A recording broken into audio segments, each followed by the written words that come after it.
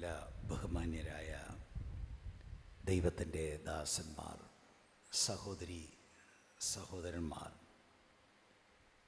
Malabar Christian അസംബ്ലിയോട്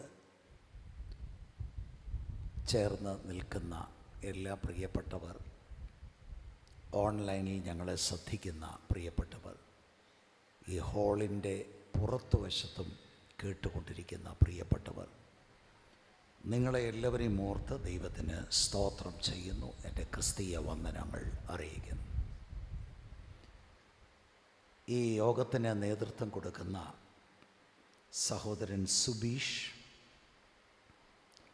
ഈ സഭയുടെ ഈ സംഘടനയുടെ സീനിയർ ശുശ്രൂഷകനായിരിക്കുന്ന പാസ്റ്റർ സിജു, അദ്ദേഹത്തിൻ്റെ കുടുംബം, ഈ കൺവെൻഷൻ ഉദ്ഘാടനം ചെയ്ത പാസ്റ്റർ ഡാനിയൽ ഐരൂർ, മറ്റ് ദൈവദാസന്മാർ, ക്വയർ ടീം, നിങ്ങളെ എല്ലാവരെയും ഓർത്ത് ദൈവത്തിന് സ്തോത്രം ചെയ്യുന്നു. ഒരുമിച്ച് നമുക്ക് ദൈവത്തിൻ്റെ വചനത്തിൻ്റെ അടുക്കലേക്ക് കടന്നു പോകുവാൻ കർത്താവ് കൃപ ചെയ്യട്ടെ. ഞാൻ മനസ്സിലാക്കുന്നത് 2000 ആണ്ടിൽ ദൈവദാസൻ ചാൾസ് ഫിന്നിയും അദ്ദേഹത്തിൻ്റെ കുടുംബവുമാണ് ഇങ്ങനെ ഒരു സംഘടനയ്ക്ക് രൂപം കൊടുക്കുവാൻ ദൈവം ഉപയോഗിച്ചത്. ഇന്ന് ആ കർത്തൃദാസൻ നിത്യതയിൽ വിശ്രമിക്കുന്നു. അദ്ദേഹത്തിൻ്റെ കുടുംബം ഇവിടെ ഉണ്ട് എന്ന് ഞാൻ മനസ്സിലാക്കുന്നു. ആ പ്രിയപ്പെട്ട ആൻറ്റിയെ ഓർത്ത് ദൈവത്തിന് സ്തോത്രം ചെയ്യുന്നു. വിശേഷാൽ ഞാൻ വന്ദനം ചെയ്യുന്നു. ദൈവവചനത്തിൽ നിന്ന് ഒരു വേദഭാഗം വായിച്ചിട്ട് നിങ്ങളെ അറിയിക്കുവാൻ എൻ്റെ ഹൃദയത്തിൽ പ്രേരണയുള്ള സന്ദേശത്തിലേക്ക് നിങ്ങളുടെ ശ്രദ്ധ തിരിക്കുവാൻ താല്പര്യപ്പെടുന്നു. 2 കൊരിന്ത്യർ ലേഖനം 5-ാം അധ്യായം അതിൻ്റെ 18 മുതൽ 21 വരെയുള്ള വാക്യങ്ങൾ ഞാൻ വായിക്കുന്നു. അതിനൊക്കെയും ദൈവം തന്നെ കാരണഭൂതൻ. അവൻ നമ്മെ ക്രിസ്തു മൂലം തന്നോട് നിരപ്പിച്ചു. നിരപ്പിൻ്റെ ശുശ്രൂഷ ഞങ്ങൾക്ക് തന്നിരിക്കുന്നു. ദൈവം ലോകത്തിന് ലംഘനങ്ങളെ കണക്കിടാതെ ലോകത്തെ ക്രിസ്തുവിൽ തന്നോട് നിരപ്പിച്ചു പോന്നു. ഈ നിരപ്പിൻ്റെ വചനം ഞങ്ങളുടെ പക്കൽ ഭരമേൽപ്പിച്ചിരിക്കുന്നു. ആകയാൽ ഞങ്ങൾ ക്രിസ്തുവിന് വേണ്ടി സ്ഥാനാപതികളായി ദൈവത്തോട് നിരന്നുകൊള്ളുവീൻ എന്ന് ക്രിസ്തുവിന് പകരം അപേക്ഷിക്കുന്നു. അത് ദൈവം ഞങ്ങൾ മുഖാന്തരം പ്രബോധിപ്പിക്കുന്നത് പോലെയാകുന്നു. പാപം അറിയാത്തവനെ നാം അവനിൽ ദൈവത്തിൻ്റെ നീതിയാകേണ്ടതിന് അവൻ നമുക്ക് വേണ്ടി പാപം ആക്കി. ഈ ദൈവവചനത്തിനായി നമുക്ക് ദൈവത്തിന് സ്തോത്രം ചെയ്യാം. ഈ ദൈവവചനത്തിലെ സന്ദേശമാണ് നിങ്ങളെ അറിയിക്കുവാൻ ഞാൻ കർത്താവിൻ്റെ കൃപയിൽ ശരണപ്പെടുന്നത്. കൊരിന്ത് പട്ടണം അപ്പോസ്തലനായ പൗലോസിൻ്റെ ശുശ്രൂഷ കാലഘട്ടത്തിൽ ഗ്രീസിലെ ഏറ്റവും വലുതും സമ്പന്നവുമായ ഒരു വാണിജ്യ നഗരമായിരുന്നു. അത് നാണയത്തിൻ്റെ ഒരു വശമാണ്. നാണയത്തിൻ്റെ മറുവശം വളരെ മ്ലേച്ഛത നിറഞ്ഞ ഒരു പട്ടണമായിരുന്നു കൊരിന്ത് പട്ടണം. അതിനെക്കുറിച്ച് ഒരുപാട് വിവരിക്കാൻ ഞാൻ താല്പര്യപ്പെടുന്നില്ല. എങ്കിലും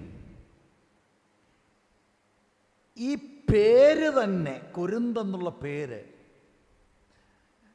ലൈംഗിക ദുഷ്പ്രവൃത്തിയുടെ ഒരു പര്യായമായി തന്നെ മാറിയിരുന്നു. അങ്ങനെ അധപ്പതിച്ച ഒരു പട്ടണമാണ് കൊരിന്ത് പട്ടണം. കൊരിന്ത്യവൽക്കരിക്കുക എന്ന ക്രിയയുടെ അർത്ഥം ലൈംഗിക അധാർമികത ചെയ്യുക എന്നതാണ് കണക്കാക്കപ്പെട്ടത്. അപ്പം അങ്ങനെയുള്ള ഒരു ഇരുണ്ട സ്ഥലത്താണ് അപ്പോസ്തലനായ പൗലോസ് തൻ്റെ രണ്ടാമത്തെ മിഷണറി യാത്രയിൽ ദൈവസഭ സ്ഥാപിക്കുന്നതായി ലൂക്കോസ് അപ്പോസ്തല പ്രവർത്തികൾ എഴുതുമ്പോൾ അതിൻ്റെ 18-ാം അധ്യായത്തിൻ്റെ 1 മുതൽ 11 വരെയുള്ള വചനത്തിൽ നമുക്ക് കാണുവാൻ കഴിയും. ദൈവസഭ അവിടെ സ്ഥാപിച്ച ശേഷം ഏറെക്കുറെ 1.5 വർഷത്തോളം അവിടെ നിന്ന് ദൈവവചനം പഠിപ്പിച്ചു എന്നതാണ് നമുക്ക് കാണുവാനായിട്ട് കഴിയുന്നത്. അത് വളരെ പ്രധാനപ്പെട്ട ഒരു കാര്യമാണ്. ഞാൻ അവിടേക്ക് വരാം. ആ പട്ടണത്തിലാണ് അക്വില പ്രിസ്കില്ല ദമ്പതികളെ താൻ കാണുന്നതും അദ്ദേഹത്തിൻ്റെ ശുശ്രൂഷകൾ അവിടെ പൂർത്തീകരിച്ച് പിന്നെ അവരുമായിട്ടാണ് അടുത്ത സ്ഥലത്തേക്കൊക്കെ യാത്ര ചെയ്യുന്നതായിട്ട് നമ്മൾ കാണുന്നു. ഇന്നത്തെ ദൈവസഭകളുടെ രീതികളിൽ നിന്ന് അപ്പോസ്തോലന്മാരുടെ ശുശ്രൂഷ നമ്മൾ ശ്രദ്ധിച്ചാൽ വളരെ വ്യത്യസ്തമായിരുന്നു. സുവിശേഷം അവർ ശക്തമായി പ്രസംഗിച്ചു. ആളുകൾ യേശുക്രിസ്തുവിൽ വിശ്വസിച്ച് സ്നാനപ്പെട്ട് ദൈവസഭയിലേക്ക് വന്നു. പക്ഷേ അവിടം കൊണ്ട് ദൈവവചന ശുശ്രൂഷ അവർ നിർത്തിവെച്ചില്ല. വേദപുസ്തകം പറയുന്നത് അപ്പോസ്തോലന്മാർ വചനം പഠിപ്പിച്ചു എന്ന. ഇവിടെ 1.5 വർഷം അപ്പോസ്തല പ്രവൃത്തി 19-20 അധ്യായങ്ങൾ നിങ്ങൾ ശ്രദ്ധിച്ചാൽ 3 വർഷം എഫെസോസിൽ പഠിപ്പിച്ചു. അപ്പോസ്തല പ്രവൃത്തി 11-ാം അധ്യായം 25-26 വാക്യങ്ങൾ നിങ്ങൾ പരിശോധിച്ചാൽ അന്ത്യോക്യയിൽ 1 വർഷം പൗലോസും ബർന്നബാസും കൂടെ പഠിപ്പിച്ചെന്ന. ആദ്യത്തെ സഭ യെരുശലേം സഭയായിരുന്നു. അപ്പോസ്തല പ്രവൃത്തി 2-ാം അധ്യായത്തിൻ്റെ 41-ാം വാക്യത്തിൽ പ്രസംഗം കേട്ട് 3000-ഓളം ആളുകൾ ദൈവസഭയ്ക്ക് അകത്ത് വന്നു. പക്ഷെ 42-ാം വാക്യം പറയുന്നത് അവർ അപ്പോസ്തോലന്മാരുടെ ഉപദേശം കേട്ടെന്നാണ്. ഇതെന്താണ് ഇങ്ങനെ? ഒരാൾ രക്ഷിക്കപ്പെട്ട് സഭയിൽ കടന്നു വന്നാൽ പിന്നെ ഒന്നുമില്ല, സ്തോത്ര കാഴ്ചയും ദശാംശമൊക്കെ കൊടുത്ത് മുന്നോട്ട് പോകണം എന്നതാണ് പലരും ചിന്തിച്ചിരിക്കുന്നത്. ഈ അപ്പോസ്തോലന്മാരോട് നമ്മൾ ചോദിച്ചാൽ എൻ്റെ ചിന്തയിൽ അവർ നമുക്ക് മറുപടി പറയും, ഉയർത്തെഴുന്നേറ്റ കർത്താവ് ഞങ്ങൾക്ക് തന്ന നിർദ്ദേശമാണ്. പൗലോസ് പിൻകാലങ്ങളിലാണ് അദ്ദേഹം ഈ അനുഭവത്തിലേക്ക് വരുന്നത്. അദ്ദേഹത്തിനും ആ മാതൃക അറിയാം. മർക്കോസ് 15-16 വാക്യത്തിൽ എല്ലായിടത്തും പോയി പ്രസംഗിക്കണമെന്നും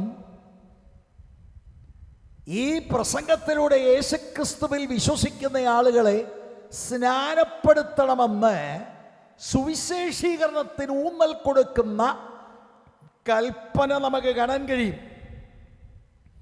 എന്നാൽ മഹാനിയോഗത്തിൻ്റെ 2-ാം വശം, നാണയത്തിൻ്റെ 2-ാം വശം പലപ്പോഴും ആധുനിക സഭ അവഗണിച്ചു പോകുന്നുണ്ടോ എന്ന് ഞാൻ ചിന്തിക്കുകയാണ്. മത്തായി 28-19-20 വാക്യത്തിൽ ഞാൻ നിങ്ങളോട് കൽപ്പിച്ചതൊക്കെയും പ്രമാണിക്കാൻ തക്കവണ്ണം ഉപദേശിച്ചും കൊണ്ട് സകല ജാതികളെയും ശിഷ്യരാക്കിക്കൊള്ളുക. മഹാനിയോഗത്തെ നാണയത്തിൻ്റെ 2 വശങ്ങളായി ശ്രദ്ധിച്ചാൽ നാണയത്തിൻ്റെ ഒരു വശം സുവിശേഷീകരണം, നാണയത്തിൻ്റെ മറുവശം ശിഷ്യത്വ പഠനമാണ്. ആളുകളെ യേശുക്രിസ്തുവിൻ്റെ അനുയായികളാക്കണം. അപ്പൊ ഇവിടെയും നമ്മൾ ഈ മാതൃകയാണ് കാണുന്നത്. പൗലോസ് ദൈവവചനം പഠിപ്പിച്ചു. എന്നിട്ട് അവിടെ നിന്ന് അദ്ദേഹം പോയ ശേഷം പിൻകാലങ്ങളിൽ ഈ വചനം കേട്ടവർക്കൊക്കെ ആ സഭയിൽ പ്രശ്നങ്ങളുണ്ടായി. അപ്പൊ ഈ പ്രശ്നങ്ങൾക്ക് തിരുത്തലായി എഴുതുന്ന ലേഖനമാണ് 1 കൊരിന്ത് ലേഖനം. പ്രശ്നങ്ങൾ ഉണ്ടെന്ന് അദ്ദേഹത്തിന് അറിവ് കിട്ടി. ദൈവസഭയിലുള്ളവർക്കും ചില കാര്യങ്ങൾക്ക് ഒരു മറുപടി വേണം. അതിനവരെ എഴുത്തിലൂടെ ചോദിച്ചു, അല്ലെ ആളുകൾ ചെന്ന് പറഞ്ഞു. അങ്ങനെ 1 കൊരിന്ത് ലേഖനം എഴുതി. 2 കൊരിന്ത് ലേഖനം താൻ എഴുതുന്നതിന് പിൻപിലുള്ള പ്രധാനപ്പെട്ട ഉദ്ദേശം, സഭയിൽ ഇപ്പോൾ മറ്റൊരു വലിയ പ്രശ്നം, സഭാസ്ഥാപകനാകുന്ന പൗലോസ് രംഗത്തിപ്പ ഇല്ല, മറ്റൊരു സ്ഥലത്താണ്. അപ്പോസ്തലന്മാരാണെന്ന് തങ്ങളെ തന്നെ വിശേഷിപ്പിക്കുന്ന കുറെ ആളുകൾ വന്ന് വിശ്വാസികളുടെ ഹൃദയത്തെ ചായ്ക്കാൻ ശ്രമം നടത്തുക. നമുക്ക് അത്ഭുതം തോന്നും, ഇവർ ചായുകയും ചെയ്തു. ഇത് വളരെ നമ്മൾ ശ്രദ്ധിക്കേണ്ട കാര്യമാണ്.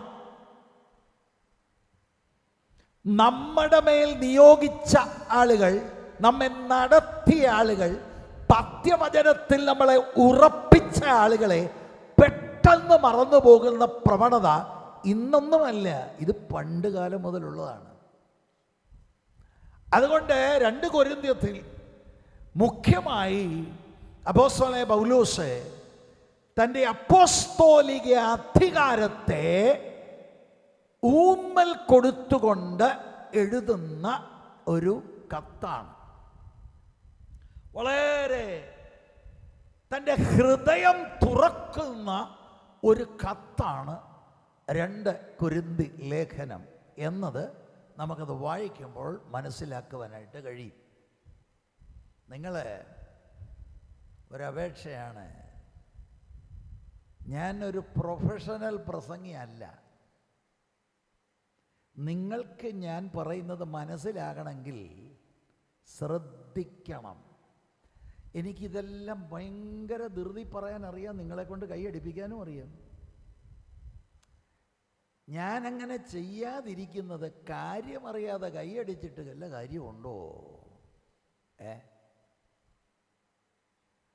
അതുകൊണ്ട് കാര്യം മനസ്സിലാക്കണം, ഗൗരവമുള്ള കാര്യമാണ് പറയാനുള്ളത്. എൻ്റെ ഒരു അഭിപ്രായം പറഞ്ഞാൽ ഇനി ആളുകളെ ഇങ്ങോട്ട് അകത്തോട്ട് ആനയിക്കുകയൊന്നും വേണ്ട. കാരണം ആളുകൾ, നമ്മുടെ ആളുകൾ എന്ന് പറഞ്ഞാൽ ഒരാൾ ഇങ്ങോട്ട് വരുന്നതാണ്, പിന്നെ അതിൻ്റെ പുറകെയാണ് കണ്ണ്. പൗലോസും പോവും, കൊരിന്തോസും പോവും, അങ്ങനെ ഒരു ഇടപാടായി പോവും. അതിനൊന്നും പോകാതെ ദൈവവചനം ശ്രദ്ധിക്കാൻ ഞാൻ കർത്തൃനാമത്തിൽ അപേക്ഷിക്കുകയാണ്. സിൽവർ ജൂബിലിയിൽ നമുക്ക് ഘോഷിക്കാനുള്ളത് കർത്താവായ യേശുക്രിസ്തുവിനെ കുറിച്ചാണ് കേട്ടോ, സുവിശേഷത്തെക്കുറിച്ചല്ല. നമുക്കെന്താണ്? Praise the Lord. അതുകൊണ്ട് ഈ ലേഖനത്തിൽ അദ്ദേഹത്തിൻ്റെ ഹൃദയത്തെ അദ്ദേഹം തുറക്കുകയാണെന്ന് 5-ാം അധ്യായത്തിലേക്ക് വരുമ്പോൾ വേദശാസ്ത്രപരമായ ഒരുപാട് കാര്യങ്ങൾ അവിടെ ചർച്ചയിലുണ്ട്. ആദ്യത്തെ 11 വാക്യങ്ങൾ നിങ്ങൾ ശ്രദ്ധിച്ചാൽ എൻ്റെ ചിന്തയിൽ നിങ്ങൾക്കത് നന്നായിട്ട് അറിയാവുന്ന വചനങ്ങളാണ്. ഒരു വിശുദ്ധൻ്റെ മരണം, മരണാനന്തര ജീവിതം എന്നിത്യാദി വളരെ പ്രധാനപ്പെട്ട കാര്യങ്ങളെക്കുറിച്ചാണ് അവിടെ പരാമർശിച്ചിരിക്കുന്നത്. 10-ാമത്തെ വാക്യമൊക്കെ നിങ്ങൾക്ക് ഓർമ്മയുണ്ടാകും.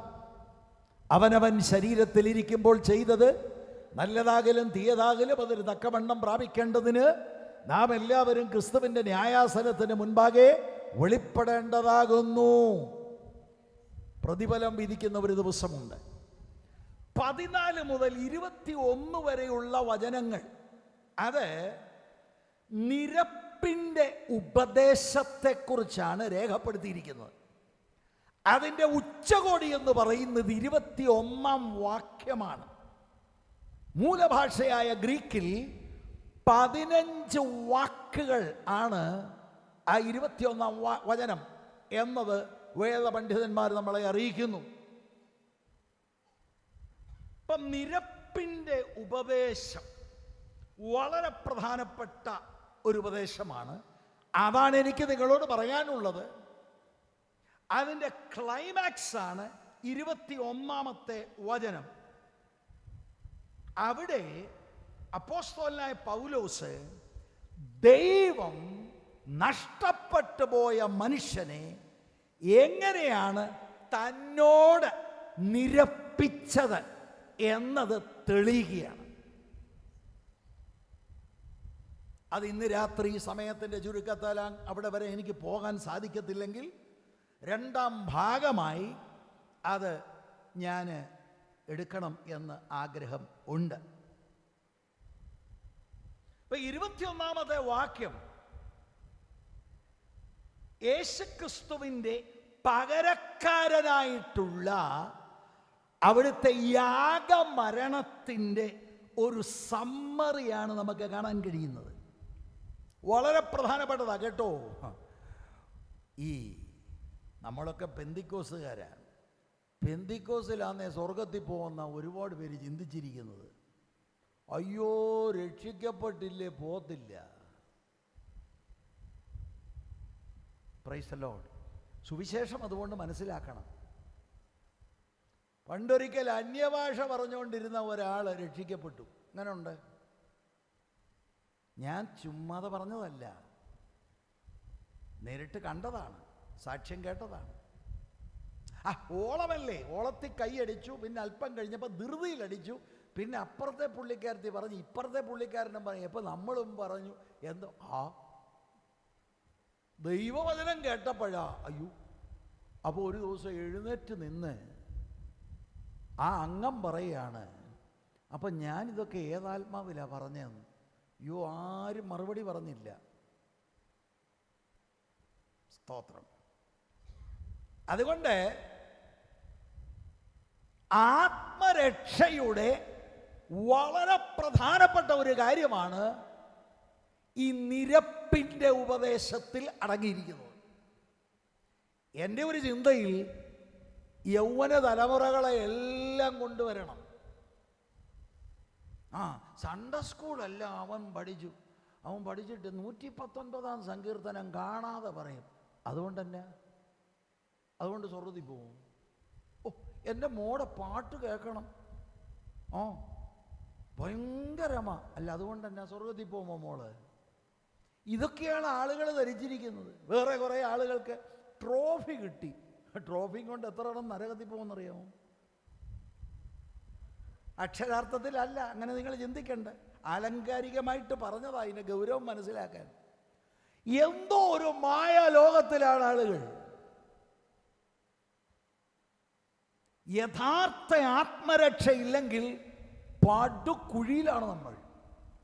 അതുകൊണ്ട് എന്താണ് ഈ സംഭവം എന്നുള്ളത് നമുക്ക് മനസ്സിലാകാൻ ഒരു ശ്രമം നടത്തണം. ഞാൻ ഈ വചനങ്ങൾ 18 മുതൽ 21 വരെയുള്ള വചനങ്ങൾ വായിച്ചപ്പോൾ ഒരു വാക്ക് ആവർത്തിച്ച് വായിച്ചു. എന്താ പക്ഷേ അതാ പുള്ളിക്കാരത്തി അന്നേരം കയറി വരുമ്പോൾ ഞാൻ അങ്ങോട്ടങ്ങ് ശ്രദ്ധിച്ചു. എനിയേലും വായില് അവിടെ എഴുതിയിരിക്കുന്നത് നിരപ്പിച്ചു, നിരപ്പിൻ്റെ, നിരന്നുകൊള്ളുവീൻ എന്ന് വാക്ക് 5 തവണ എഴുതിയിട്ടുണ്ട്. അപ്പൊ അതിൽ നിന്ന് തന്നെ നമുക്കറിയാം നിരപ്പിനെ കുറിച്ചാണ് ഈ 18 മുതൽ 21 വരെയുള്ള വാക്യം. അതാണ് മുഖ്യമായ തീം.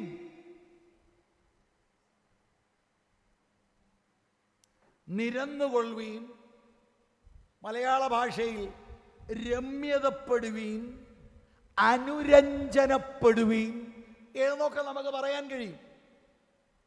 അതാണ് ഇന്ന് രാത്രിയിൽ നമ്മൾ ഒരുമിച്ച് ചിന്തിക്കുന്നത്. അപ്പൊ ഈ വാക്കിൽ തന്നെ നമുക്ക് ഒരർത്ഥം മനസ്സിലാക്കാൻ കഴിയും. വിച്ഛേദിക്കപ്പെട്ട ബന്ധം പുനഃസ്ഥാപിക്കുക എന്നതാണ് ഈ വാക്കിന്റെ അർത്ഥം. അല്ലേ പിന്നെ അനുരഞ്ജനം വേണ്ടായല്ലോ, നിരപ്പ് വേണ്ടായല്ലോ. രണ്ട് കക്ഷികൾ തമ്മിൽ വഴക്കുണ്ടായി, അവർ രണ്ടും അകന്നുപോയി. ഈ അകന്നു പോയവരെ അടുപ്പിക്കുക, നിരപ്പിക്കുക. ഒരിക്കൽ ഊഷ്മള ബന്ധവും കൂട്ടായ്മയും ഉണ്ടായിരുന്നു, ചില വിഷയങ്ങളുണ്ടായി, അതിൻ്റെ പശ്ചാത്തലത്തിൽ അവർ അകന്നുപോയി. അകന്നുപോയവരെ ഒന്നിൽ ഒരു മധ്യസ്ഥനിലൂടെയോ അല്ലെങ്കിൽ കക്ഷികൾ തമ്മിൽ കാര്യം പറഞ്ഞ് പഴയ ഊഷ്മള ബന്ധത്തിലേക്ക് വരാൻ നിരപ്പിക്കുക. അതാണ് ആ വാക്കിന്റെ അർത്ഥം. നമുക്കൊക്കെ വളരെ പരിചയമുണ്ടല്ലോ, ഇല്ലേ? സൗഹൃദ ബന്ധങ്ങൾ തകർന്നുപോയ അനുഭവമുള്ളവർ ഒരു പക്ഷെങ്കിൽ ഇവിടെ കണ്ടേക്കാം. അല്ല, സ്കൂളിലും കോളേജിലും പഠിച്ച വൈദ്യരമല്ലായിരുന്നു. ഇപ്പൊ അവളാണ് മിണ്ടത്തൊന്നുമില്ല. അതായി പറയുന്നേ, സഹോദരിമാരോടാ ഇപ്പൊ പറയുന്നത്. അപ്പൊ പിന്നെ രണ്ടു കൂട്ടരെയും കൂടെ അറിയാവുന്ന ഒരാൾ വന്ന്, എടി വിടടി, അത് പോടാ, അവള് ചുമ്മാ അന്നേരം അങ്ങനെ വെറുതെ പിന്നെ ബന്ധത്തിലേക്കായി. സഹോദരന്മാർക്കും ഇത് പരിചയമുണ്ടാകും. ഇതുപോലെയാണ് അയൽ ബന്ധങ്ങൾ, ഇല്ലേ? അവരുടെ കോഴി ഇങ്ങോട്ട് കയറി, നമ്മളെന്ത് ചെയ്തു? നമ്മൾ ചെയ്യേണ്ടതെല്ലാം ചെയ്യേണ്ടതുപോലെ ചെയ്തു. അപ്പം എന്തു പറ്റി? ഇപ്പോൾ അയലോക്കക്കാർ തമ്മിൽ മിണ്ടാട്ടമില്ല. നേരത്തെ നല്ല ബന്ധമായിരുന്നു. ബർത്ത്ഡേക്ക് പോകുന്നു, വെഡിങ് ആനിവേഴ്സറിക്ക് പോകുന്നു, നമ്മുടെ യോഗത്തിലേക്ക് പോകുന്നു. കോഴി ഇവിടെ വന്നപ്പോഴാണ് അഴിഞ്ഞത്. യോഗത്തിന് പോകുന്നതൊക്കെ നല്ലതാ, പക്ഷേ അങ്ങനെ ഡീപ്പായിട്ട് ഇടപെടാൻ പറ്റത്തില്ലെന്ന് അവർക്ക് ബോധ്യമായി. അപ്പോൾ അയൽ ബന്ധങ്ങൾ വിച്ഛേദിക്കപ്പെടുന്ന അനുഭവം നമുക്കറിയാതെ. വേറെ ഒന്നാണ് ഭാര്യ ഭർത്താക്കന്മാർ തമ്മിലുള്ള ബന്ധം. കേരളത്തിലിപ്പോൾ വലിയ വിഷയമാണ്. കുടുംബക്കോടതിയിൽ ചെന്ന് എന്താ എല്ലാം കൈയൊക്കെ പിടിച്ച് സുഖത്തിലും ദുഃഖത്തിലും സമ്പത്തിലും ദാരിദ്ര്യത്തിലും രോഗത്തിലും ഇതൊക്കെ നല്ല ഈണത്തിന് പറയും. മിക്കവാറും ഇത് പറഞ്ഞു കൊടുക്കുന്ന ഭാഷയെ നോക്കിക്കൊണ്ടാണ് പറയുന്നത്. അതായി പ്രശ്നം. പരസ്പരം തീരുമാനമൊന്നുമല്ല, ഉപദേശിയെ നോക്കിക്കൊണ്ട് പറയും. എന്തൊരു പ്രശ്നമാണിത്! വിച്ഛേദിക്കപ്പെടുന്ന ബന്ധം, സഹോദരങ്ങൾ തമ്മിലുള്ള ബന്ധം. ഒരമ്മ പ്രസവിച്ചതാ, പക്ഷെ വീതം അങ്ങോട്ട് കൊടുക്കുന്ന സമയം വരുമ്പോൾ എന്താണ് വിഷയമായി. ഇതൊക്കെ സമൂഹത്തിൽ നടക്കുന്ന കാര്യങ്ങളാണ്. ബന്ധങ്ങൾ വിച്ഛേദിക്കപ്പെടുക.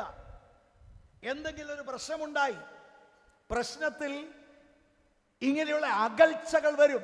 പിന്നെ മിണ്ടത്തില്ല. പിന്നെ ഒത്തിരി വലിയ വലിയ ഡയലോഗൊക്കെ പറയും. ഞാൻ ചത്താ പോലും ശവം പോലും കാണാൻ വലിയ ഡയലോഗുകളൊക്കെ പറയും. അപ്പൊ ഇങ്ങനെ ഒരു സ്ഥിതി ആകുമ്പോഴാണ് ഒന്നിലൊരാൾക്കൊരു മാനസാന്തരമുണ്ടായി, അല്ലെ രണ്ടു പേർക്കുണ്ടായി, അല്ലെങ്കിൽ മൂന്നാമതൊരാൾ ഇതിനകത്ത് ഇടപെട്ട് രണ്ട് കക്ഷികളെ തമ്മിൽ കാര്യം പറഞ്ഞ് മനസ്സിലാക്കിയിട്ട് അനുരഞ്ജനപ്പെടുത്തുക, നിരപ്പിക്കുക. ആ അർത്ഥമാണ് ഈ വാക്കിന് ഉള്ളത്. എന്നാൽ ബൈബിളിൽ ഇത് എഴുതിയിരിക്കുന്നത് അവിടെയും രണ്ടുപേർ തമ്മിലുള്ള ബന്ധം വിച്ഛേദിക്കപ്പെട്ടതാണ്. ഇവിടെ അയൽവാസിയും കൂട്ടുകാരനുമൊന്നുമല്ല, ദൈവവും മനുഷ്യനുമായിട്ടുള്ള ബന്ധം വിച്ഛേദിക്കപ്പെട്ടു. ആ കാര്യത്തെ സൂചിപ്പിക്കാനാണ് നിരപ്പ്, അനുരഞ്ജനം എന്ന വാക്ക് ബൈബിളിൽ ഉപയോഗിച്ചിരിക്കുന്നത്. ഒരു വിശ്വാസിയുടെ ദൈവവുമായുള്ള അനുരഞ്ജനത്തെ വിവരിക്കാൻ പൗലോസ് ഈ സാധാരണ സെക്കുലർ ഗ്രീക്ക് ഭാഷയിലെ ഒരു പദപ്രയോഗം എടുത്ത് വിവരിക്കുകയാണ്.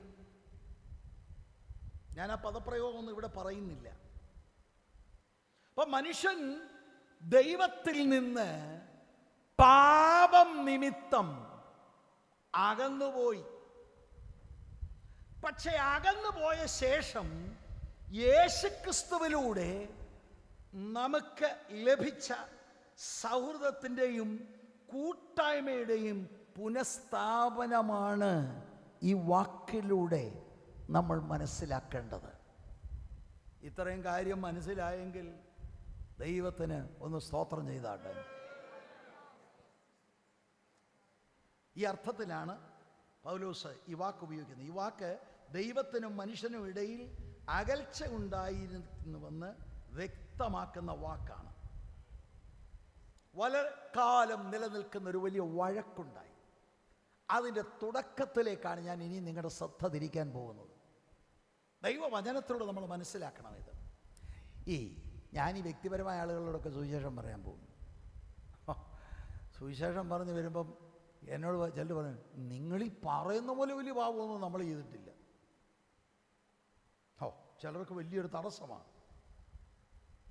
അപ്പം എന്താ പാപം? വലിയ വലിയ പാപങ്ങളുണ്ട്. ഞാൻ മോട്ടിച്ചിട്ടില്ല, ബാങ്ക് കട്ടിട്ടില്ല, ആരെയും കുത്തിക്കൊന്നിട്ടില്ല, വ്യഭിചാരം നടത്തിയിട്ടില്ല എന്നിങ്ങനെ വലിയ വലിയ പാപം. നിങ്ങളീ പറയുന്ന പോലൊന്നും. അപ്പം എന്താണ്, എങ്ങനെയാണ് മനുഷ്യൻ അകന്നത്?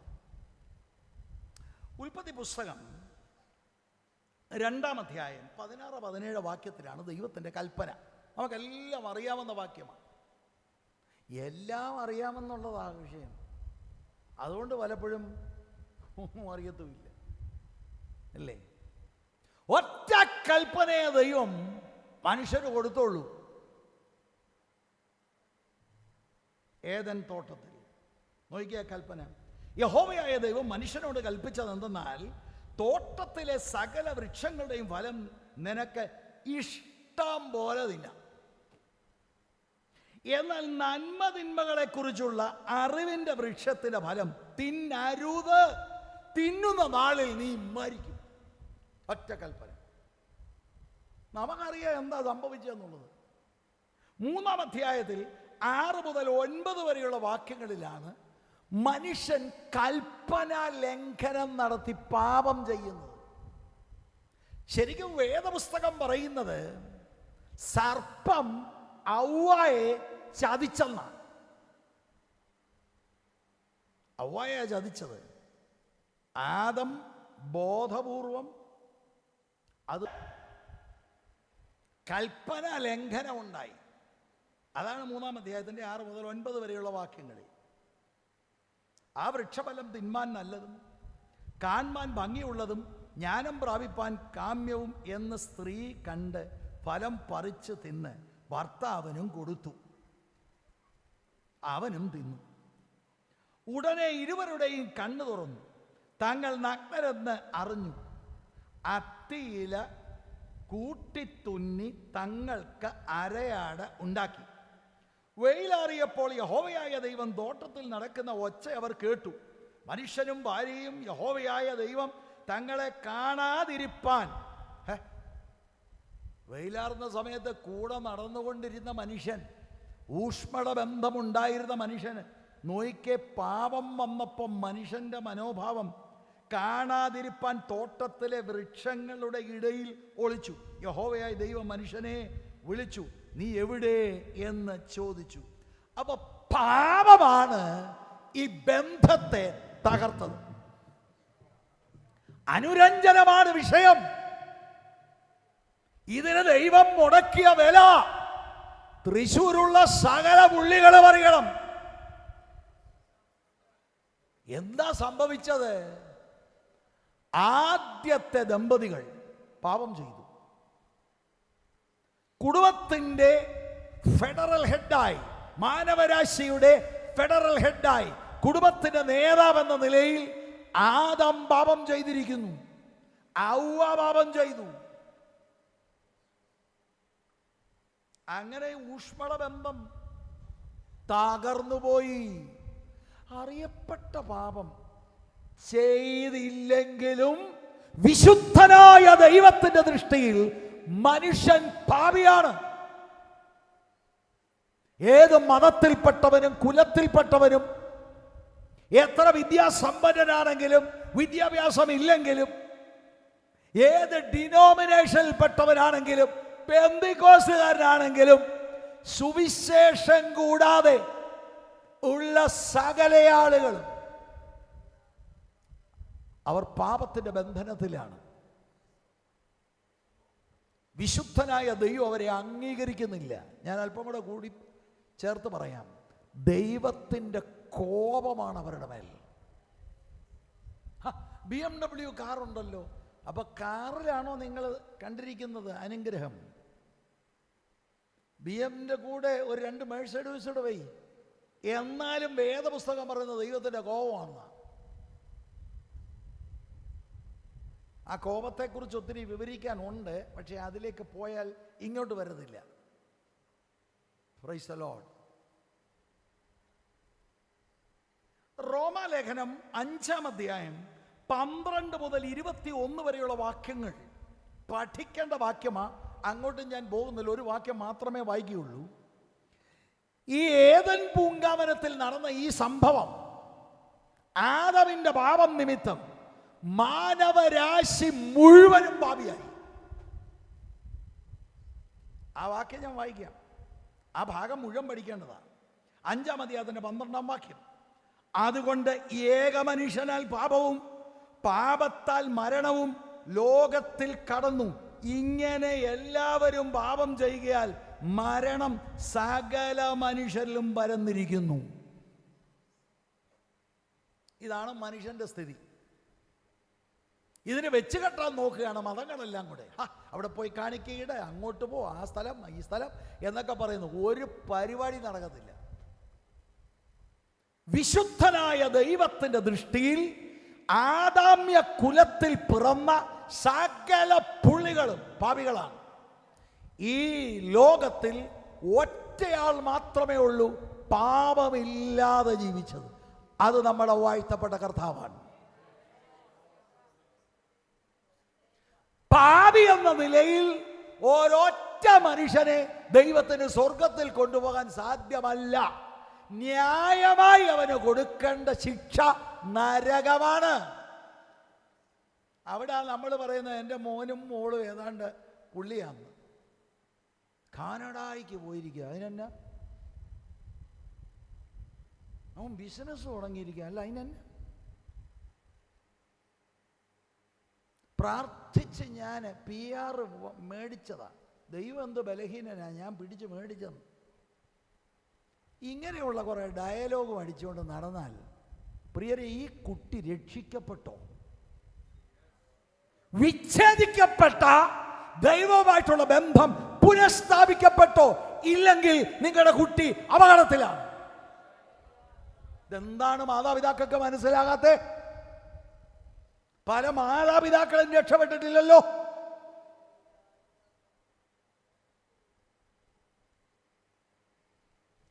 ആദാം നമ്മുടെ റെപ്രസെന്റേറ്റീവാണ്. ആദാം പാപം ചെയ്തു.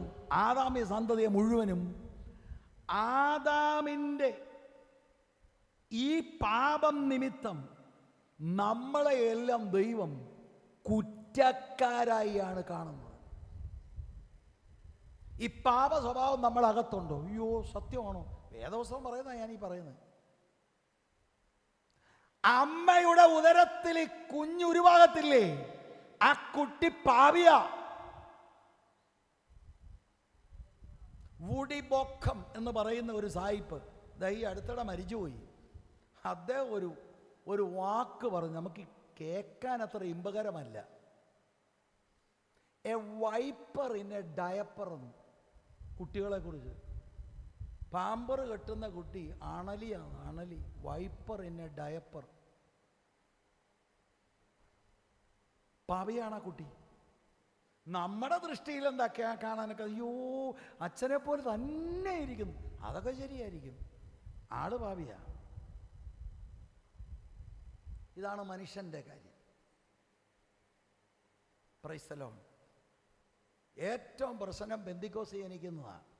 കാരണം നമുക്കൊരു തെറ്റിദ്ധാരണ ഉണ്ടാകും എല്ലാം ഓക്കെ ആവുന്നു. അങ്ങനെയല്ല കാര്യങ്ങൾ. പാപത്തിന് ദൈവം ചെയ്ത പരിഹാരത്തെ മനസ്സിലാക്കി വ്യക്തിപരമായി ക്രിസ്തുവിൽ വിശ്വാസം അർപ്പിക്കാത്തവർ അപകടത്തിലാണ്. അവർക്ക് പ്രസംഗിക്കാം, കൊയറി പാട്ട് പാടാം, ഇതെല്ലാം നടക്കും മുറയ്ക്ക്, പക്ഷേ അപകടത്തിലാണ്. ദൈവത്തിൻ്റെ ദൃഷ്ടിയിൽ മനുഷ്യനെക്കുറിച്ച് റോമാലേഖനം 3:10 പറയുന്നത് നീതിമാൻ ആരുമില്ല, ഒരുത്തം പോലുമില്ല.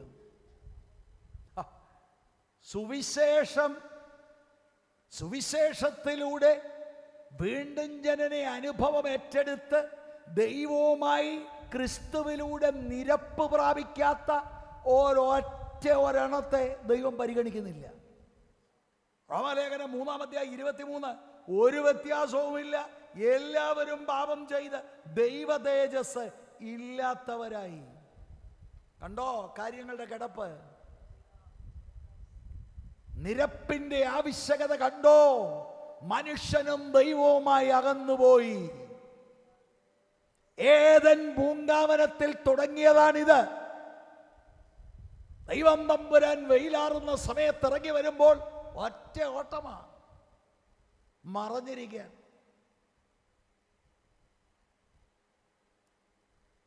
മനുഷ്യന്റെ സ്ഥിതിയാണിത്. ഈ പാപം നിമിത്തം മരണം വരുന്നു. തീർച്ചയായിട്ടും ഫിസിക്കൽ മരണമുണ്ട്, ആത്മീക മരണമുണ്ട്, നിത്യമരണമുണ്ട്. ആത്മീക മരണത്തിൽ തുടരുകയാണ്. ആത്മീക മരണം എന്ന് പറഞ്ഞാൽ അർത്ഥം ഇത്രയേ ഉള്ളൂ: ദൈവവുമായി വ്യക്തിപരമായ ബന്ധമില്ലാത്തയാൾ എത്ര മിടുക്കനാണ് ലോകപ്രകാരമാണെങ്കിലും അവൻ ആത്മീകമായി മരിച്ചവനാ. ദൈവത്തോട് അവന് റെസ്പോണ്ട് ചെയ്യാൻ കഴിയുന്നില്ല.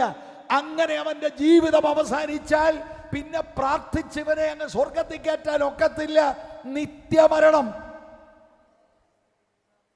ഇതാണ് പാപത്തിന്റെ അനന്തരഫലം.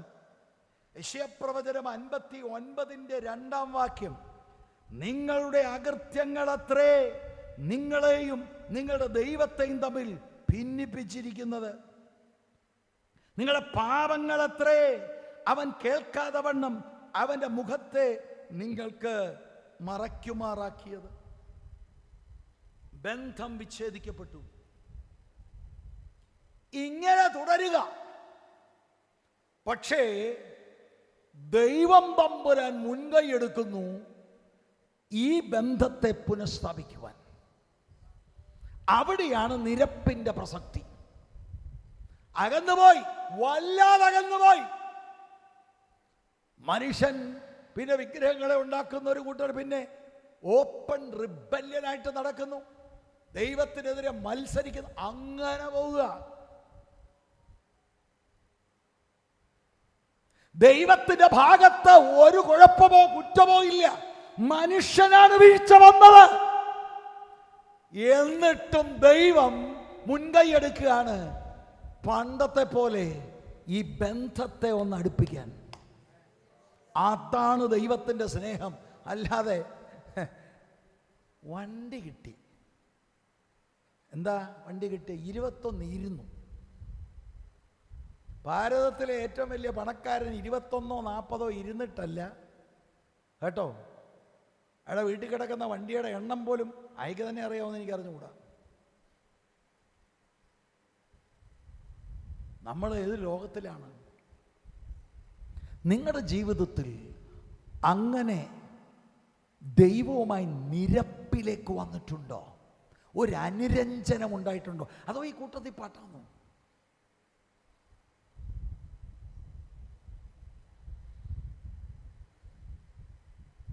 ഈ യുദ്ധം അവസാനിക്കണമെന്ന് ദൈവം ആഗ്രഹിക്കുന്നു. മനുഷ്യനും ദൈവവുമായിട്ടുള്ള ഈ ഒരു പ്രശ്നം അവസാനിക്കണമെന്ന് ദൈവം ആഗ്രഹിക്കുന്നു. 18-ാം വാക്യം അവിടേക്ക് നിങ്ങളുടെ ശ്രദ്ധ തിരിക്കുന്നു.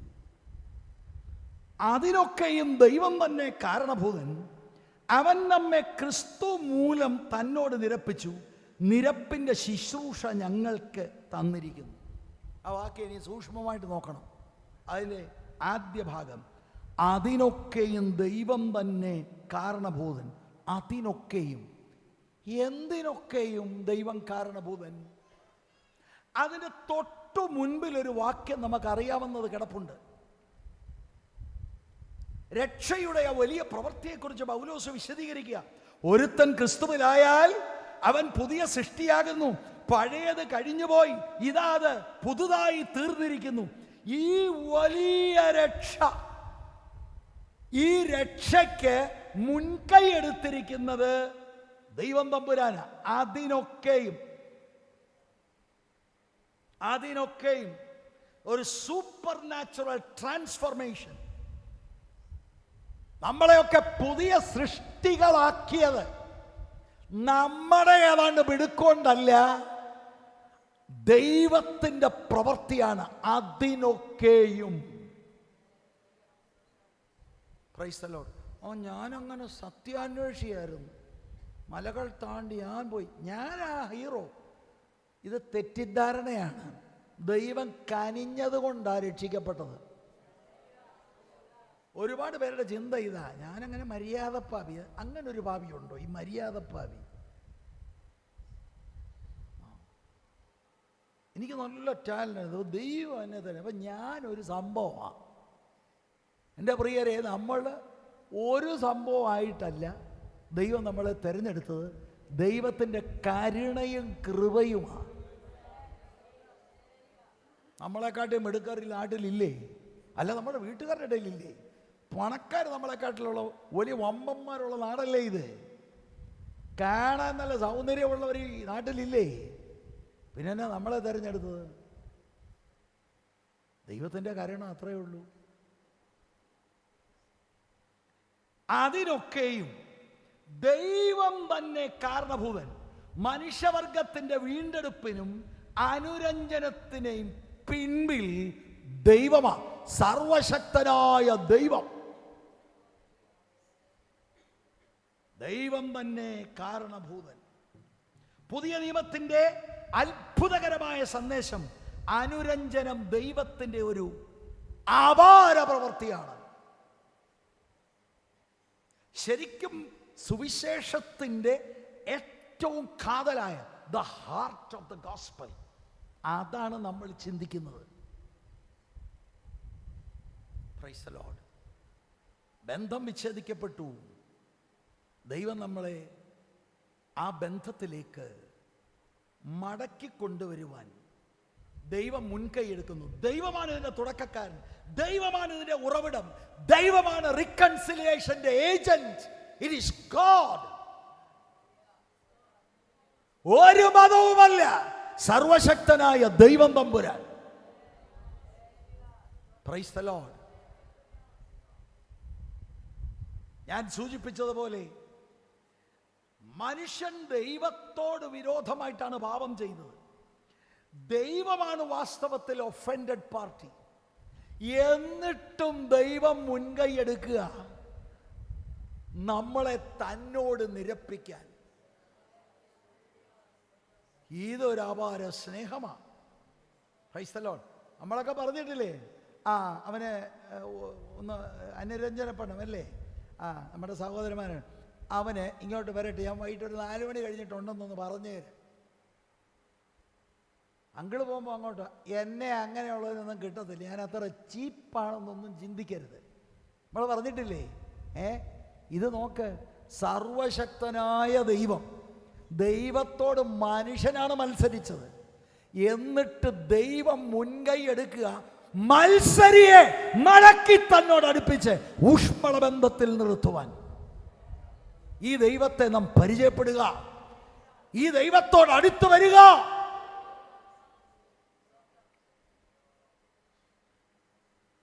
എന്നിട്ട് ദൈവം പുറകെ നടക്കുക, ഈ റിബല്ലുകളുടെ പുറകെ തന്നോട് അനുരഞ്ജനപ്പെടുത്താൻ. എന്താ അവനിൽ വല്ലതും ഗുണമോ മണമോ ഉണ്ടോ? ഒന്നുമില്ല. ചിലരുടെ മട്ടും ഭാവമൊക്കെ കണ്ട എന്നെ കൂടാതെ സ്വർഗം ചലിക്കത്തില്ല, അതുകൊണ്ട് തെറ്റിദ്ധാരണയാണ്. നമ്മുടെ ഒരു വേർതിനെസ്സുമല്ല, ദൈവത്തിൻ്റെ കരുണയാണ്. ഈ അനുരഞ്ജനം ദൈവം ചെയ്യുന്നത് ദൈവത്തിന്റെ പുത്രനായ യേശുക്രിസ്തുവിന്റെ യാഗ മരണത്തിലൂടെയാണ്. ദൈവത്തിന്റെ പുത്രനെ നമ്മെ തന്നോട് അടുപ്പിക്കുവാൻ തകർത്തെന്ന് പറയുന്നത് 33 തിരുവയസ്സ് പാപം കൂടാതെ ജീവിച്ചിട്ട് ആ ശുശ്രൂഷകളുടെ അവസാനത്തിൽ 3 ആണികളുടെ മേൽ 2 കള്ളന്മാരുടെ നടുവിൽ നമുക്ക് പകരക്കാരനായി തകർക്കുകയാണ്. അവൻ നമ്മെ ക്രിസ്തു മൂലം, പാസ്റ്ററെ അല്ലാതെ വല്ലോ ഒക്കുമോ? മറ്റൊരുത്തരിലും രക്ഷയില്ല. നാം രക്ഷിക്കപ്പെടുവാൻ ആകാശത്തിന്റെ കീഴിൽ മനുഷ്യരുടെ ഇടയിൽ നൽകപ്പെട്ട ഒറ്റ നാമമേ ഉള്ളൂ. കേക്ക, ദൈവത്തിനും മനുഷ്യർക്കും മധ്യത്തിൽ ഒരൊറ്റ മധ്യസ്ഥനേ ഉള്ളൂ, ദ ഗോഡ് മാൻ, മനുഷ്യനായ ക്രിസ്തു. ഇപ്പൊ ഒത്തിരി മധ്യസ്ഥന്മാര് കൂടി വരിക അല്ലേ? ബൈബിൾ ഒരു തവണ വായിച്ചാൽ മതി. ഒരു തവണ വായിക്കേണ്ടവണ്ണം ഒരു തവണ വായിച്ചാൽ വിടുതലുണ്ടാകും. ദൈവം വെച്ച വഴി തിരസ്കരിച്ച് 10,000 മധ്യസ്ഥനെ വിളിച്ചാലും സ്വർഗത്തിൽ ചെല്ലത്തില്ല. ഒറ്റ വഴിയേ ഉള്ളൂ. Praise the Lord, hallelujah. അല്ലെന്നാലും കണ്ടോ ആ കാർ, നമുക്ക് കാറും പള്ളിയും പിന്നെ എന്താ ഇങ്ങനെയുള്ള കുറെ ജാട്, ഇതൊക്കെയാ കാര്യമൊന്നുമില്ല. നിലനിൽക്കുന്ന ബന്ധത്തിലേക്ക് വരാൻ ദൈവം ഒരു വഴി വെച്ചിട്ടുണ്ട്. രക്ഷിക്കപ്പെട്ടവരോട് പറയാം, ഇതെന്തൊരു കൃപയാണ് സാധുക്കളായ നമ്മുടെ കണ്ണ് തമ്പുരാൻ തുറന്നത്. താൻ തോന്നികളായി നടന്നവര്, ഭോഗ ഇച്ഛകളിൽ നമ്മൾ കാര്യങ്ങൾ ചെലവിട്ടവര്, അങ്ങനെ ഇരുന്ന് നമ്മളോട് ദൈവം കാണിച്ച മനസ്സലിവ് എത്ര വലുതാണ്. കൃപയാൽ നമ്മുടെ അകക്കണ്ണ് തുറന്ന് ആ തിമിരത്തിന് ശസ്ത്രക്രിയ ചെയ്ത് പാപിയാണെന്നുള്ള ബോധ്യം തന്ന് ക്രിസ്തുവിലേക്ക് വിരൽ ചൂണ്ടിയ ദൈവത്തിന്റെ സ്നേഹം എത്ര വലുതാണ്. അതോർത്ത് സെലിബ്രേറ്റ് ചെയ്യണം. സിൽവർ ജൂബിലി മാത്രമല്ല, എല്ലാ ദിവസവും celebrate Christ in your life. അത് 10 വർഷവും 25 വർഷവും കൂടുമ്പോഴല്ല, എല്ലാ ദിവസവും. അല്ലെ നരകത്തിൽ പോകത്തില്ലേ? ഞാനേ വ്യക്തിപരമായി സുവിശേഷം പറയുന്ന ഒരാളാണെന്ന് ഞാൻ നിങ്ങളോട് പറഞ്ഞല്ലോ. എല്ലാവരോടും കാണുന്നവരോടൊക്കെ ഞാൻ എൻ്റെ മനസ്സിൽ ഒരാളെ കണ്ട ഉടനെ എൻ്റെ ഉള്ളിനകത്തിതാ.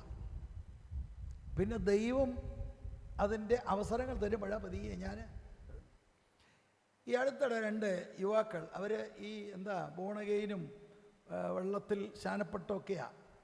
ഈ ഡോക്ടർമാർ ചിലരെ നോക്കുമ്പോൾ തന്നെ ജീവനില്ലെന്നുള്ളത് അവർക്കറിയാം.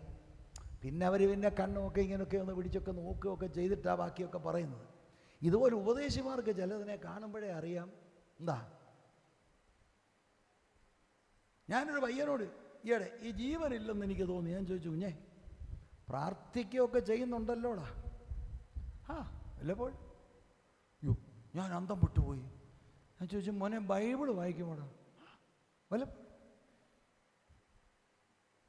ഞാനിങ്ങനെ പലരോട് ചോദിച്ചു, പലരും ഈ ഉത്തരമാണ് പറയുന്നത്. വലിയ പ്രശ്നത്തിലാണ് വേർപെട്ട സമൂഹം. ഞാൻ നിങ്ങളോട് പറയാം, വലിയ വിഷയത്തിലാണ് വേർപെട്ട സമൂഹം. ഇത് ആളുകൾ മനസ്സിലാകാതെ പോവുകയാണ്. അന്ത്യകാലത്തിൽ നടക്കുന്ന ഒരു പ്രധാന കാര്യത്തെ നമ്മൾ അഡ്രസ്സ് ചെയ്യുന്നില്ല. അപ്പോസ്റ്റസി, വിശ്വാസത്യാഗം സംഭവിക്കും.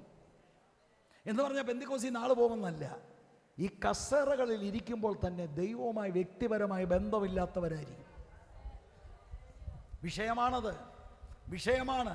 നമ്മുടെ മക്കൾ, കൊച്ചുമക്കളെ ഓർത്ത് പ്രാർത്ഥിക്കണം. മക്കളുടെ ഉത്തരവാദിത്വം മാതാപിതാക്കൾക്കാ, സൺഡേ സ്കൂൾ ഹെഡ് മാസ്റ്റർക്കൊന്നുമല്ല. ഇതെല്ലാവരും അറിഞ്ഞോണം. യൂത്തുകാരനൊന്നും അല്ല. ഒന്നാമത്തെ ഉത്തരവാദിത്വം മാതാപിതാക്കളുടെയാണ്. ബൈബിൾ അതാണ് പറയുന്നത്. സ്തോത്രം. ഈ നിരപ്പിൻ്റെ അനുഭവത്തിലേക്ക് അവരെ കൊണ്ടുവരണം. അവൻ നമ്മെ ക്രിസ്തു മൂലം തന്നോട് നിരപ്പിച്ചു. ഏദൻ പൂങ്കാവനത്തിൽ ഉടഞ്ഞുപോയ, നഷ്ടപ്പെട്ടു പോയ ബന്ധത്തിലേക്ക് ക്രൂശിലൂടെ കർത്താവിൻ്റെ ക്രൂശ് മരണത്തിലൂടെ പിതാവാം ദൈവം നമ്മെ തന്നോട് നിരപ്പിക്കുകയാണ്. ഞാനൊരു വാക്യം വായിക്കാം ഇതിനോട് ചേർന്ന്. കൊലോസ്യ ലേഖനം 1-ാം അധ്യായം ആദ്യം 21-ാം വാക്യം വായിക്കാം. പിന്നീട് ഞാൻ 22-ാം വാക്യവും വായിക്കാം. 21-ാം വാക്യം: മുൻപേ ദുഷ്പ്രവൃത്തികളാൽ മനസ്സുകൊണ്ടകന്നവരും ശത്രുക്കളുമായിരുന്ന നിങ്ങളെ. നിങ്ങൾ മുൻപേ ആരായിരുന്നു? ആ മുൻപേ എന്ന് പറയുന്നത് നമ്മുടെ പൂർവ്വകാല അനുഭവമാണ്. നിരപ്പിന് മുമ്പ്, അനുരഞ്ജനപ്പെടുന്നതിന് മുമ്പ് നമ്മൾ എങ്ങനെയായിരുന്നു? നമ്മളെ ദുഷ്പ്രവർത്തികളാൽ, ഇങ്ങനെ എഴുതിയിരിക്കുന്നത്, ദുഷ്പ്രവർത്തികളാൽ മനസ്സുകൊണ്ടകന്നവർ. അപ്പം മനസ്സ് കൊണ്ട് അകന്നവരും ശത്രുക്കളുമായിരുന്നു. അപ്പം മനസ്സിൽ ദൈവത്തോട് ശത്രുത ഉണ്ടായിരുന്നവരാ. അതുകൊണ്ടാണ് ദുഷ്പ്രവർത്തികൾ വെളിപ്പെട്ടു വന്നത് ശരീരത്തിലൂടെ. ദൈവവുമായി വ്യക്തിപരമായ ബന്ധമില്ലാത്തവർ. പിന്നെ ചിലരുടെ ഈ പ്രവർത്തനമൊന്നും എല്ലാവർക്കും മനസ്സിലാകത്തില്ല. കാരണം അവൻ്റെ മുറിയിൽ ഇരുന്നു കൊണ്ട് വ്യക്തിപരമായി സ്വകാര്യമായി ചെയ്യത്തേ ഉള്ളൂ. ഞായറാഴ്ച വന്ന് ആടുകയും പാടുകയും ഒക്കെ ചെയ്യുമ്പോൾ നമ്മൾ ഓർക്കും, അയ്യോ ഇപ്പോൾ ഉടലോടെ ചിലപ്പോൾ പോകുമെന്ന്. പുറത്തെ ഫിനിഷിംഗ് ആണ്. നോക്കിയ പൗലോസ് കൊലോസ്യർക്ക് എഴുതുമ്പോഴാണ് എഴുതുന്നത്, മനസ്സുകൊണ്ട് അകന്നവർ എന്ന് പറഞ്ഞാൽ ദൈവവുമായി ബന്ധമില്ലാതെ അകന്നുപോയവർ. ഞാൻ ഇതിനോട് ചേർക്കുക വേറൊരു ഭാഗം, എന്നിട്ട് മടങ്ങി എനിക്ക് 22-ലേക്ക് വരണം വാക്യത്തിലേക്ക്. റോമാ ലേഖനം ദൈവസഭകൾ പഠിച്ചിരിക്കണം. റോമാ ലേഖനത്തിലാണ് രക്ഷാശാസ്ത്രം വിശദീകരിച്ചിരിക്കുന്നത്. അതിൽ സുവിശേഷം പറയുന്നതിന് മുമ്പ് ആദ്യം പൗലോസ് അവതരിപ്പിക്കുന്നത് ദ ബാഡ് ന്യൂസ്. രോഗിക്ക് രോഗിയാണെന്ന് അറിഞ്ഞുകൂടെങ്കിൽ എനിക്കെന്തിനാ വൈദ്യൻ, എനിക്കെന്തിനാ ഡോക്ടറെ കാണുന്നത്? ഞാൻ ആത്മീകമായി പടുകുഴിയിലാണെന്ന് എൻ്റെ ഉള്ളു തുറന്ന് മനസ്സിലായെങ്കിലേ എനിക്കൊരു രക്ഷകനെ ആവശ്യമുള്ളൂ. എത്ര ബ്യൂട്ടിഫുൾ ആയിട്ടാണെന്നറിയാമോ വേദപുസ്തകം അടുക്കിയിരിക്കുന്നത്. ഞാനേ ഈയിടെ ഒരു സെമിനാരിൽ പോയി പ്രസംഗിച്ച് കേട്ടു. കേൾക്കണേ, എനിക്കെല്ലായിടത്തും യേശുക്രിസ്തുവിനെ കുറിച്ചും രക്ഷയെക്കുറിച്ചൊക്കെ പറയാനുള്ളത്. സെമിനാരിയിൽ പലരും രക്ഷിക്കപ്പെട്ടു. BTH MDO ഒക്കെ എല്ലാം രക്ഷിക്കപ്പെടുന്നു. പലർ രക്ഷിക്കപ്പെട്ടവരുണ്ടായിരുന്നു, പെടാത്തവർ പെട്ടു. അപ്പം ഞാനിത് കഴിഞ്ഞ് എൻ്റെ വാഹനത്തെ കയറാൻ പോകുമ്പം നല്ല പെന്തിക്കോസുകാരനൊരു പയ്യൻ ഓടി പുറകെ വന്ന് പറഞ്ഞു, പക്ഷേ ഈ പാപബോധം എങ്ങനെ ഉണ്ടാകുന്നത്? ഞാൻ അന്തം വിട്ടുപോയി. ഇവൻ സ്നാനപ്പെട്ട് ഇവനിപ്പോൾ അടുത്ത പാസ്റ്ററാകാൻ പോവുക. ഇങ്ങനെ കുറേ പാസ്റ്റർമാരുണ്ടെങ്കിൽ അതാ ഇന്നത്തെ ഒരു പ്രശ്നം. പിന്നീട് ഞാൻ പറയാം ചില പാസ്റ്റർമാർ എന്നോട് എന്തോ പറഞ്ഞതെന്ന്. അത് നാളെ പറയാം, കേൾക്കാനിങ്ങനെ പോന്നാൽ മതി. എന്താ ഇത്? പെന്തിക്കോസിലെ നല്ല നൗജവാൻ പറയുക, ഈ പാപബോധം എങ്ങനെ ഉണ്ട്? അപ്പൊ സുവിശേഷം കേട്ടിട്ടില്ല, പാപബോധം ഉണ്ടായിട്ടില്ല. പരിശുദ്ധാത്മാവ് 120ഓളം ആളുകളുടെ മേൽ ഇറങ്ങി വന്നു. അപ്പോസ്തലർ 2-ാം അധ്യായം 14 മുതലുള്ള വാക്യങ്ങളിൽ പ്രസംഗമാ. 37-ാമത്തെ വാക്യത്തിലേക്ക് വരുമ്പോൾ കുത്തുകൊണ്ടെന്ന് പ്രസംഗം. ഇന്ന് കുത്തുകൊണ്ട് സഭയെന്ന് പോകും. ഞങ്ങളവിടുന്ന് കുറേ പേര് പോയി. എപ്പോഴും കുത്തി പറയുക. പിന്നെ എന്താണ് കേൾക്കേണ്ടത്? ഈ പറഞ്ഞ പോലെ മഞ്ഞ് പെയ്യുന്ന രാജ്യമൊക്കെയാണ് എന്നും ഒരു ഗുമ്മില്ലേ? അതെന്താ കുത്തുകൊണ്ടത്? പാപബോധം. ഞങ്ങൾ എന്നോ ചെയ്യണം, നിങ്ങൾ പാപം ചെയ്തു, നിങ്ങൾ യേശുവിനെ ക്രൂശിച്ചു, തറപ്പിച്ച് പറയുക. അവ പറയും ഞങ്ങൾ എന്ത് ചെയ്യണം? എന്തും ചെയ്യാൻ തയ്യാറാണ്. ഞങ്ങൾക്ക് രക്ഷയുണ്ടോ? 38 വാക്യത്തിലാണ് രക്ഷയുടെ കാര്യങ്ങൾ പറഞ്ഞു കൊടുക്കുന്നത്.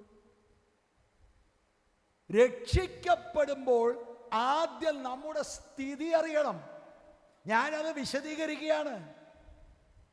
ഏദൻ പൂങ്കാവനത്തിൽ ദൈവവുമായിട്ട് യാതൊരു ബന്ധവുമില്ലാതെ അകന്നു പോയി തമ്പുരാൻ ഇറങ്ങുമ്പോൾ ഓടുക.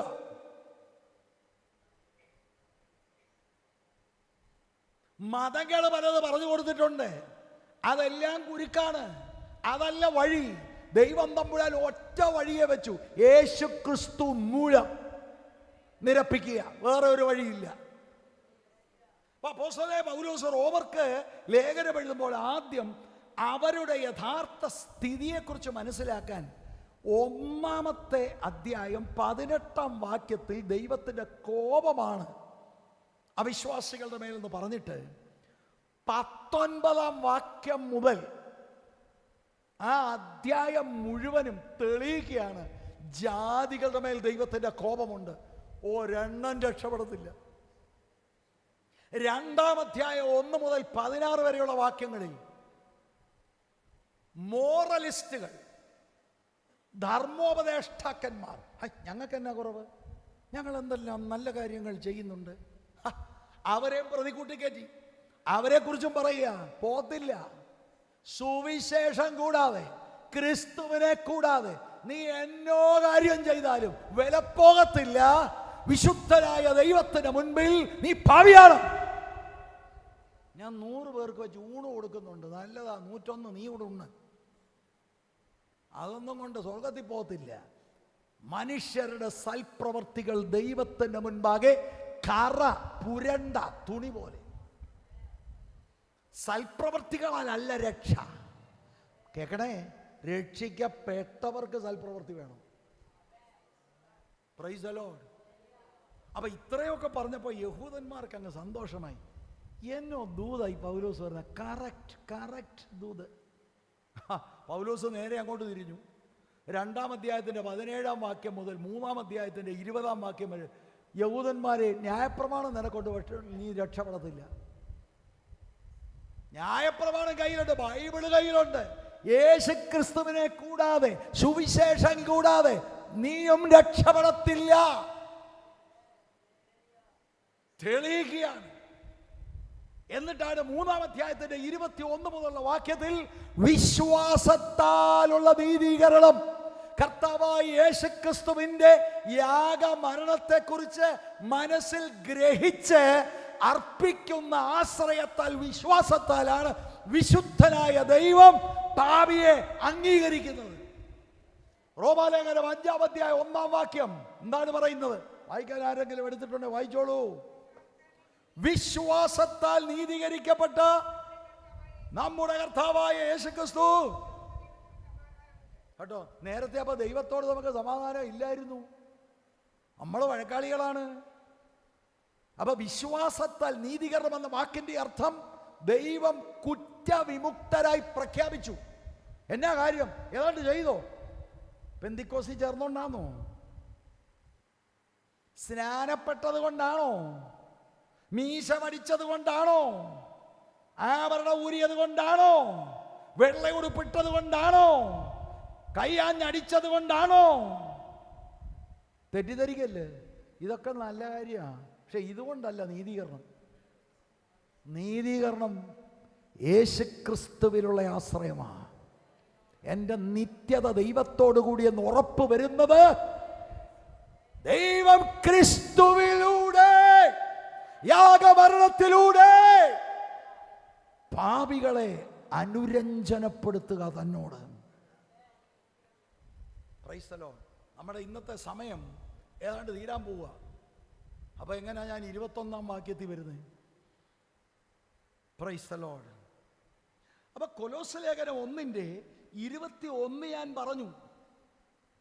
ആ 21-ന്റെ വെളിച്ചത്തിൽ ഇത്ര പറഞ്ഞു: മുൻപേ ദുഷ്പ്രവർത്തികളാൽ മനസ്സുകൊണ്ട് അകന്നവരും ശത്രുക്കളുമായിരുന്ന നിങ്ങളെ, 22-ാം വാക്യം, അവന്റെ മുൻപിൽ വിശുദ്ധരും നിഷ്കളങ്കരും കുറ്റമില്ലാത്തവരുമായി നിർത്തേണ്ടതിന് അവൻ ഇപ്പോൾ തൻ്റെ ജഡശരീരത്തിൽ തൻ്റെ മരണത്താൽ നിരപ്പിച്ചു. on the cross. ക്രൂശിനെ കുറിച്ച് ചിന്തിച്ചിട്ടുണ്ടോ? നാളത്തേക്ക് വെക്കുന്നില്ല, ഇപ്പോഴേ പറയാം. ഞാൻ കുറേ ഉപദേശിമാരോട് ചോദിച്ചു, എന്തിനാ ഈ ക്രൂശ്? നമ്മളോട് ദൈവത്തിനങ്ങ് ക്ഷമിച്ചുകൂടെ? നിങ്ങൾ ചിന്തിച്ചിട്ടുണ്ടോ?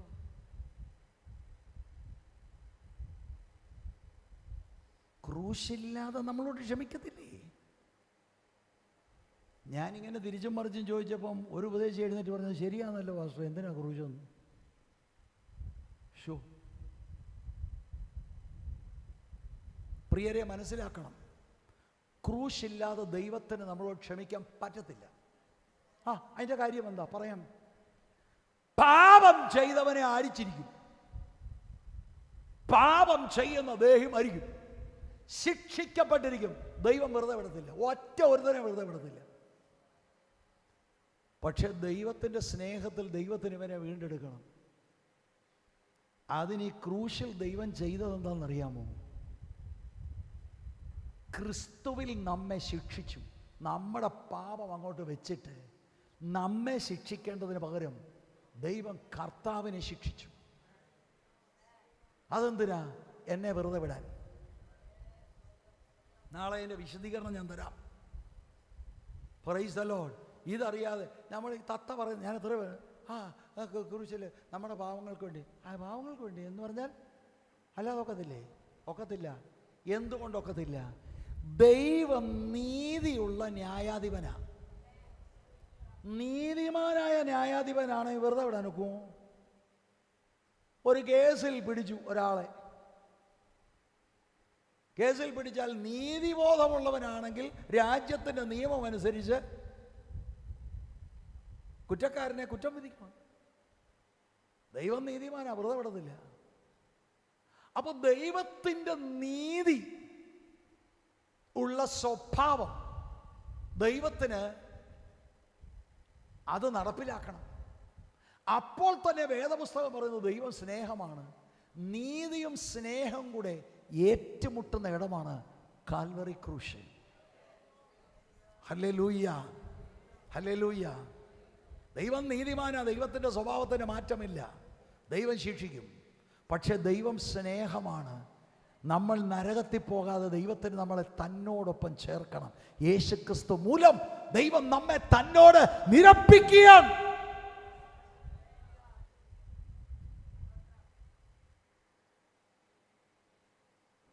കൊലോസ്യലേഖനം 1:22 ഞാൻ വായിച്ചു. ദൈവം നിരപ്പിക്കുന്നു. ദൈവമാണ് ഇതിന് മുൻകൈ എടുക്കുന്നത്. അത് ക്രിസ്തുവിൻ്റെ യാഗമരണത്തിലൂടെയാണ്. അതിൻ്റെ ഏക ഉദ്ദേശം നിങ്ങൾ കണ്ടോ? അവൻ്റെ മുൻപിൽ വിശുദ്ധരും നിഷ്കളങ്കരും കുറ്റമില്ലാത്തവരുമായി നിർത്തേണ്ടതിന്. അതിനാ നമ്മെ കുറ്റമില്ലാത്തവരായി നിർത്തേണ്ടതിന്. എത്ര വലിയ പാപിയാണെങ്കിലും നിനക്ക് രക്ഷയുണ്ട്. വേദപുസ്തകത്തിന് പറയാനുള്ളത് അതാണ്. Price the Lord. പൗലോസ് തന്നെ പറയുന്നു, ഞാൻ പാപികളിൽ ഒന്നാമൻ, പക്ഷെ രക്ഷയുണ്ട്. നമ്മളെ കുറ്റമില്ലാത്തവരായി ദൈവത്തിൻ്റെ മുൻപാകെ നിർത്തേണ്ടതിന് ദൈവം സ്വന്തം പുത്രനെ നമുക്ക് വേണ്ടി യാഗമായി തീർന്നു. ആ 18-ാം വാക്യം ഒന്ന് വായിച്ച് ഞാനിവിടെ സ്റ്റോപ്പ് ചെയ്യുകയാണ്. സമയം പാലിക്കേണ്ടത് ആവശ്യമാണ്. നോ നോ നോ നോ അതിനൊക്കെയും ദൈവം തന്നെ കാരണഭൂതൻ. അവൻ നമ്മെ ക്രിസ്തു മൂലം തന്നോട്, അവസാന ഭാഗം അത് 19-ാം വാക്യമാണ്. 18-ാം വാക്യം മാത്രമാണ് നമ്മൾ വായിച്ചത്.